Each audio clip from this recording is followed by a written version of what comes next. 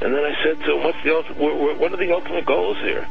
He said, the ultimate goal is to get everybody in this world chipped with the RFID chip, and have all money be on those chips and everything on those chips. And if anybody wants to protest what we do or violate what we want, we just turn off their chip. In the end, everybody will be locked into a monitored control grid where every single action you perform is documented. And if you get out of line, they can just turn off your chip, for at that point in time, every single aspect of society will revolve around interactions with the chips. This is the picture that is painted for the future if you open your eyes to see it. A centralized one-world economy where everyone's moves and everyone's transactions are tracked and monitored, all rights removed. What is at stake is more than one small country. It is a big idea, a new world order.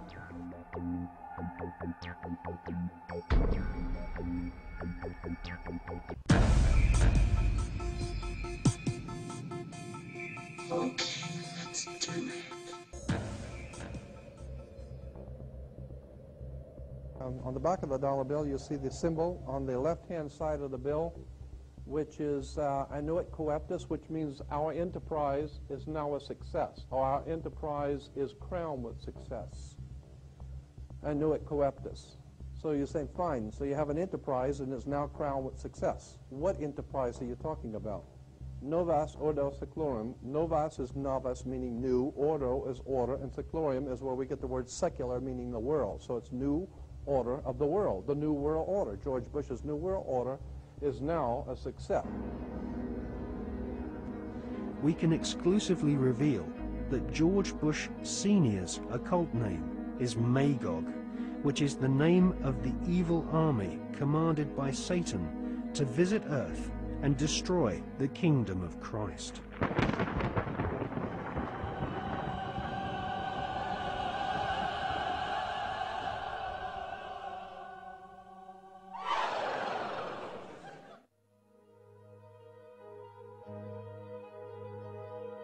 The American Ivy League colleges each have their own branches of the Skull and Bones Brotherhood of Death, indoctrinating the children of America's elite families who go on to become the captains of industry, banking, law, military, and the media.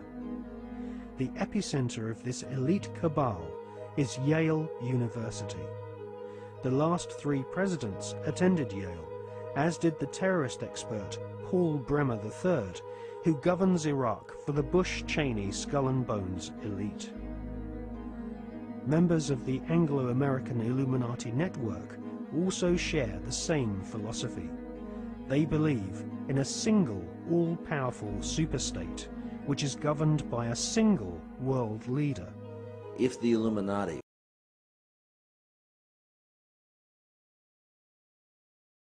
were successful, and their dream would come true, it would be a virtual hell on earth. That is what the New World Order is all about. It's a living hell. It's Orwell's worst dream and nightmare.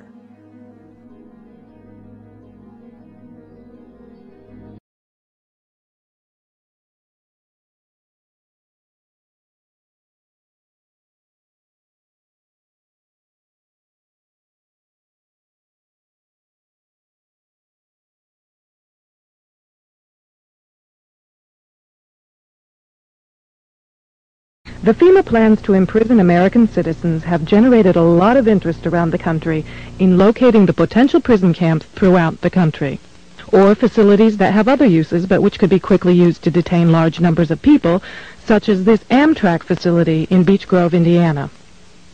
All of these apparent security measures are particularly unusual here, because this is a very low crime area, and this facility is nothing but an old train repair station with nothing in it worth stealing. In this portion of the parking lot is a brick building, suitable for processing, next to a gate that leads right out to the railroad tracks, and all of this is contained inside a fully fenced area, now 3 layers deep in fencing at this point. This U.S. Air Force train indicates federal and military involvement. Facing the opposite direction, You can see that this area, too, is a very large fenced area with railroad track running the length of the fence and plenty of warehouses. This small building is the only way into a particular fenced area. Inside this building, we see more of the motion-activated detectors, electronic turnstiles, and prison bars. Outside this building is fencing and a cattle run section of fence, all topped by barbed wire, pointing inward, not to keep people out, but to keep people in. On the other side of the building, you'll see signs that say Red Zone, right up next to the railroad tracks that run the length of the fenced area. Next to the Red Zone sign, you can see closely numbered markers on the fences that are too closely spaced to be parking markers, just as if they plan to have people line up to board the trains. Looking around, you can get an idea of how huge this place is and how many people it could contain in its fenced-in area. In yet another fenced area, we see a large warehouse building at the end, with the electronic turnstiles in front of it.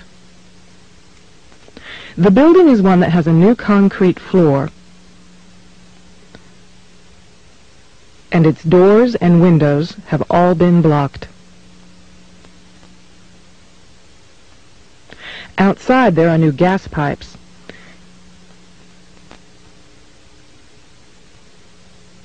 Even as we were filming, a black helicopter flew over us, observing what we were doing, which has happened many times when we have been at the facility.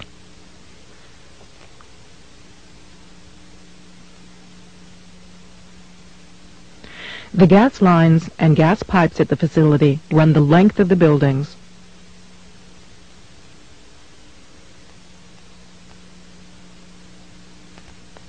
And come out at some very, very large, brand new furnaces that have been installed at the buildings throughout the facility.